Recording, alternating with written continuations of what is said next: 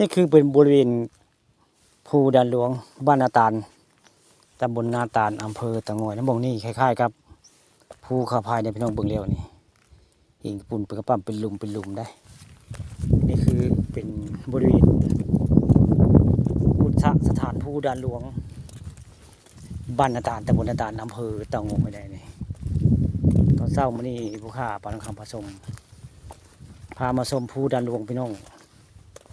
นี่ก็คือเป็นหินปุ่มกระปั้มได้บริเวณ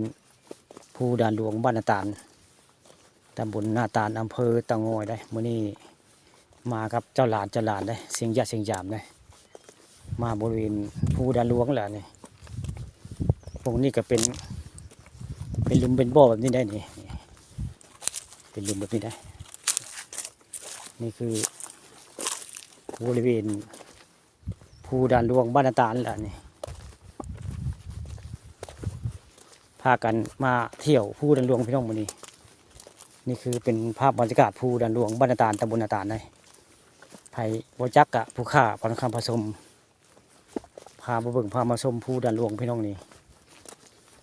บรรยากาศก็คือคล้ายๆกับภูเขาไผ่วัดหนึ่งนะเบิ่งแล้วก็ได้บริเวณภูดานหลวง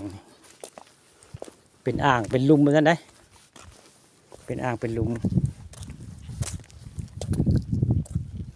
นี่เป็นอ่างนี่นี่ก็เป็นอ่างยามฝนก็สิมีน้ำได้นี่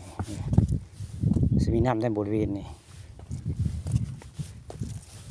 ธรรมชาติสร้างมาแล้วเป็นภูเขาไผ่กับบรูได้สมัยตะกี้เนาะนี่สงสัยได้นี่นี่ก็สิมีน้ำได้นี่มีน้ำได้นี่เป็นหูพี่น้องนี่นี่ก็เป็นหลุมนี่ได้นี่เบิ่งแล้วคล้ายๆกับภูเขาไผ่เบิ่งแล้วนี่คือบริเวณภูดานหลวงบ้านนาตาลตำบลนาตาลได้นี่บรรยากาศก็มีแต่พลานหินพี่น้องนี่มีแต่พลานหินนะหินกระปุ่มกระปิ่มได้นี่คาดว่าหลายพันปีนั้นจะเป็นภูเขาไผ่กระโมเน่ได้นี่สงสัยได้อาจจะเป็นภูเขาไผ่ได้เบิ่งแล้วนี่คือเป็นภาพในบริเวณภูดานหลวงแหละนี่เป็นหลุมเมื่อกี้ได้นี่เบิ่งแล้วคือภูเขาไผ่วันหนึ่งพี่น้องเบิ่งแล้วนี่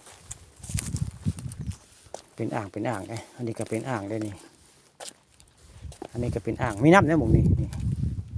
มีน้ำได้นี่คือเป็นภาพในบริเวณภูดานหลวงนะคล้ายๆกับภูเขาไผ่วัดหนึ่งนะเบิ่งแล้วก็ได้